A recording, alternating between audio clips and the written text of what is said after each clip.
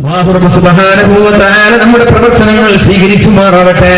ഇൻഷാ അല്ലാഹ് 17-ാം തീയതി ഞായറാഴ്ച രാവിലെ നമ്മുടെ സ്ത്രീകൾക്ക് ബൈത്തുർ റഹ്മ കാണാനുള്ള അവസരം, അതേപോലെ ഫാത്തിമ വഫിയയുടെ ക്ലാസ് ഉണ്ടായിരിക്കുന്നതാണ്. അപ്പൊ ഫാത്തിമ വഫിയ ഇൻഷാ അല്ലാഹ് സ്ത്രീകൾക്ക് പ്രത്യേകമായി ക്ലാസ് എടുക്കും. അതിനുള്ള സംവിധാനങ്ങൾ സംഘാടകർക്കും അന്ന് ബൈത്തുർ റഹ്മ കാണാനും എന്തെങ്കിലും കയ്യിൽ പിടിച്ചു പോയാൽ മതിയേ.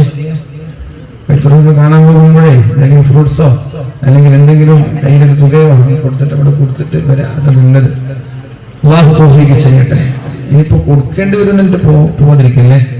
പഠിച്ച ഉസ്താദങ്ങൾ പറഞ്ഞു കൊടുക്കാതെ ഇങ്ങനെ പോവാൻ പോയില്ലെങ്കിൽ കുഴപ്പമില്ല, ഒന്നും കൊടുത്തില്ലെങ്കിലും വേണ്ടില്ല, പോയിട്ട് കണ്ട് ആശ്വസിച്ച് സന്തോഷിച്ച് കഴിയുന്ന ആളുകളുണ്ടെങ്കിൽ കൊടുത്തു.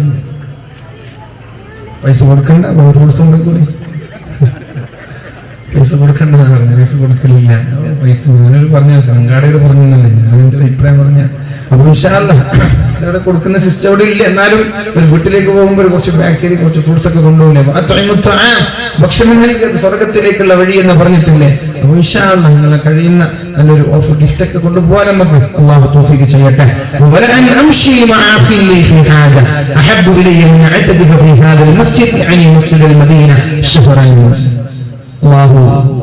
ഈ ചെയ്ത പ്രവർത്തനങ്ങളൊക്കെ നാളെ സ്വർഗത്തിലേക്ക് എളുപ്പമാകാൻ, നമ്മുടെ വഴി എളുപ്പമാകാനുള്ള ഒരു വഴിയാണ് അല്ലാഹു റബ്ബ് സുബ്ഹാനഹു വ തആല സ്വീകരിക്കട്ടെ. പറഞ്ഞു വരുന്ന വിഷയം 7 കാര്യങ്ങൾ മഹാനായ അബൂദർ റളിയല്ലാഹു അൻഹുവിനോട് അല്ലാഹുവിന്റെ ഹബീബ് പറഞ്ഞു. അതിലൊന്നാണ് നമ്മൾ ഇവിടെ ചർച്ച ചെയ്ത് നിർത്താൻ പോകുന്നത്. അമറനി ബിഹുബ്ബിൽ മസാകീൻ വദ്ദുലുബി മിൻഹും. കേൾക്കണം, ഞാൻ ചുരുക്കം പോലും വിശദീകരിക്കില്ല, നിർത്തൂല. അമറനി ബിഹുബ്ബിൽ മസാകീൻ, മിസ്കീന്മാരെ സ്നേഹിക്കാൻ എന്നോട് പറഞ്ഞു. മിസ്കീന്മാരുടെ കൂടെ നിൽക്കണം നിങ്ങൾ. വിധവയായ ആളുകളെ സഹായിക്കുന്നത് അല്ലാഹുവിന്റെ മാർഗത്തിൽ യുദ്ധം ചെയ്യുന്നതിന് സമാനമാണ്. കൽ മുജാഹിദി ഫീ സബീലില്ലാഹ് അസ്സായി അലൽ അർമില. വിധവകളെ സഹായിക്കുന്നത് അല്ലാഹുവിന്റെ മാർഗത്തിൽ യുദ്ധം ചെയ്യുന്നതിന് സമാനമാണ്. മിസ്കീന്മാരെ സഹായിക്കുന്നത് അല്ലാഹുവിന്റെ ഇഷ്ടക്കാരാവാനുള്ള കാരണക്കാരാകും. അതേപോലെ മിസ്കീന്മാരുടെ കൂടെ നിൽക്ക്, അവരെ സ്നേഹിക്ക്, അവരെ സഹായിക്ക്. രണ്ടാമതായി പറഞ്ഞത് കേൾക്കണം എന്റെ സഹോദരങ്ങളെ,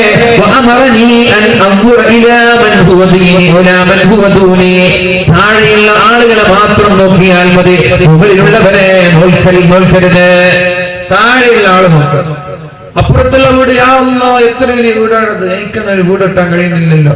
നിന്റെ ജീവിതത്തിൽ മരണം വരെ സമാധാനം ഉണ്ടാവില്ല. 2 നിലയുള്ള വീട് 4000 സ്ക്വയർ ഫീറ്റ്, യാ അല്ലാഹ് എന്റെ വീട് 1000 സ്ക്വയർ ഫീറ്റ്. അത് നീ നോക്കിയാൽ നിന്റെ ജീവിതത്തിൽ മരണം വരെ നിനക്ക് സമാധാനം ഉണ്ടാവില്ല. 1000 സ്ക്വയർ ഫീറ്റ് ഉള്ള വീട് നിനക്ക് കിട്ടുമ്പോ താഴെ ഓടിട്ട വീടൊന്ന് നോക്കുക സഹോദര, അല്ലെങ്കിൽ ഓലമേഞ്ഞ വീടുകളൊന്ന് നോക്കുക സഹോദര. ചാർപ്പായകൾ കൊണ്ട് മഴ വന്നാൽ അകത്തേക്ക് വെള്ളമൊലിക്കുന്ന ശക്തമായ ചൂടുള്ള പകലുകളിൽ അകത്തേക്ക് ചൂട് കിടക്കുന്ന അല്ലാഹുവിന്റെ ഹബീബിന്റെ വീടൊക്കെ അങ്ങനെയായിരുന്നില്ലേ? മഴ വന്നാൽ ചൂടുന്ന, അകത്തേക്ക് ചൂട് കിടക്കുന്ന, ഒന്ന് ചാടിയാൽ റൂഫിലേക്ക് കൈ തട്ടുന്ന വീടായിരുന്നു. 2 പേർക്ക് ചുടങ്ങാനുള്ള സ്ഥലമില്ല. 2 പേർക്ക് ഒന്നിച്ച് കിടന്നുറങ്ങിയാൽ, ഒരാൾ ഉറങ്ങിയാൽ ഒരാൾക്ക് നിസ്കരിക്കാനുള്ള സ്ഥലമില്ല. അങ്ങനെയുള്ള ഒരു വീടായിരുന്നില്ലേ അല്ലാഹുവിന്റെ ഹബീബ് ഉണ്ടായിരുന്നത്? അതുകൊണ്ട് മറ്റുള്ളവന്റെ വീടിന്റെ വലിപ്പം നോക്കി നീ നിരാശരാവേണ്ട.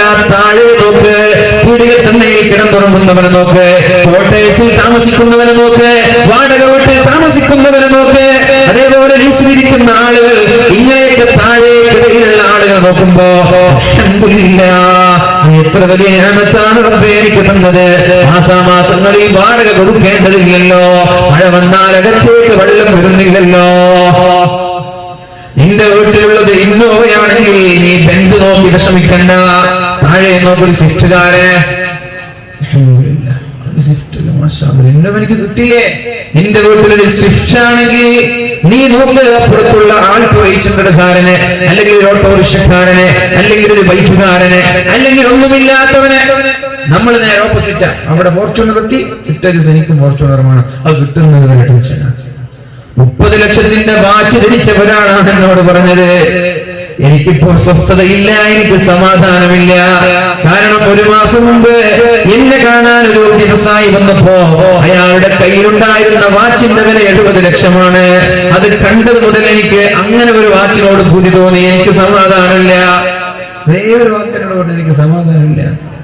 മുകളിലേക്ക് നോക്കി, എന്റെ വാച്ചാണ് നോക്കിയാൽ മതിയായിരുന്നു, വേഗം സമാധാനം കിട്ടാനോ നോക്കിയില്ല.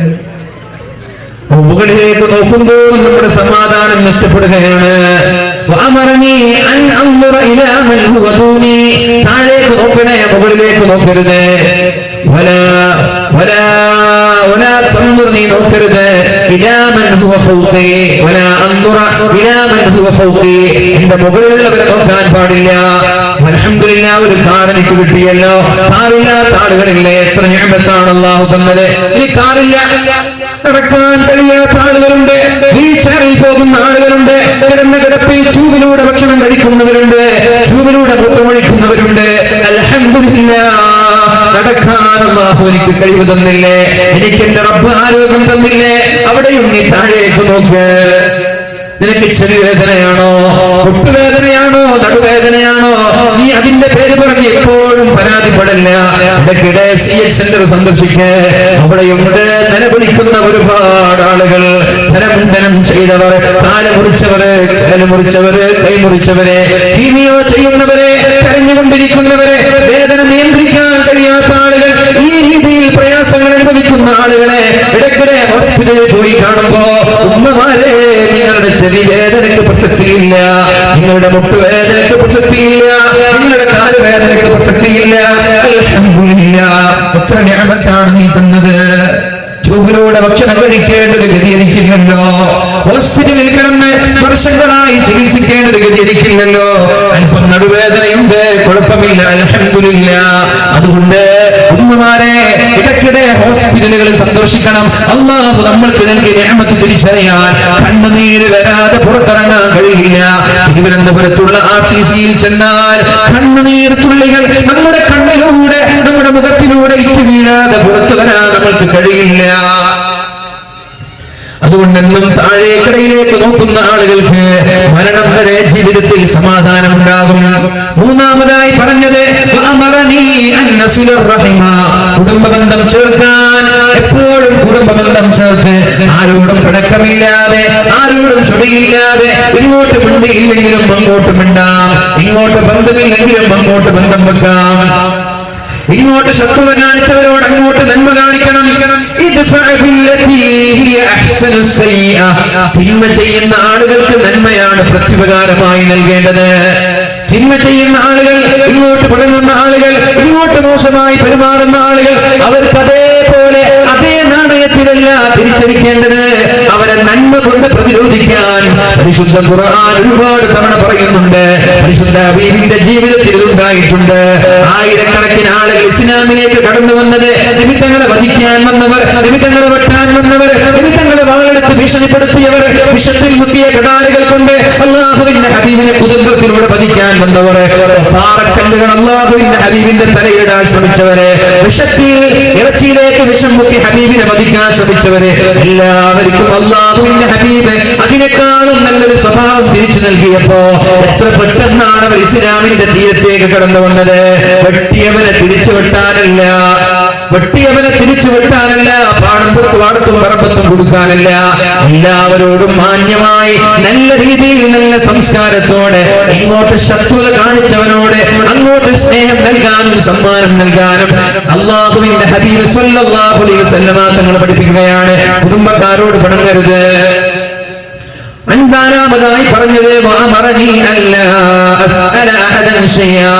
ഒരാളുടെ മുമ്പിലും വ്യക്തി ചെയ്യരുത്, യാചിക്കരുത്. എത്ര പ്രയാസം വന്നാലും, എത്ര ദുരിതം വന്നാലും യാചിച്ച് നടക്കരുത്. കാരണം അല്ലാഹുവിനോട് ചോദിച്ചാൽ യാചനയ്ക്ക് പോവാതെ തന്നെ അതിനുള്ള പരിഹാരം നിനക്ക് അല്ലാഹു നൽകും. അല്ലാഹുവിന്റെ ഹബീബ് പറയുന്നുണ്ട്, നിങ്ങൾക്ക് എന്ത് ആവശ്യമുണ്ടായാലും നിങ്ങൾ അല്ലാഹുവിനോട് ചോദിക്കണേ. ഏതുവരെ നിങ്ങൾ നടന്നു പോകുമ്പോ നിങ്ങളുടെ ചെരുപ്പിന്റെ വാറ് പൊട്ടിയാൽ വരെ ആദ്യം ചോദിക്കേണ്ടത് അല്ലാഹുവിനോടാണ്.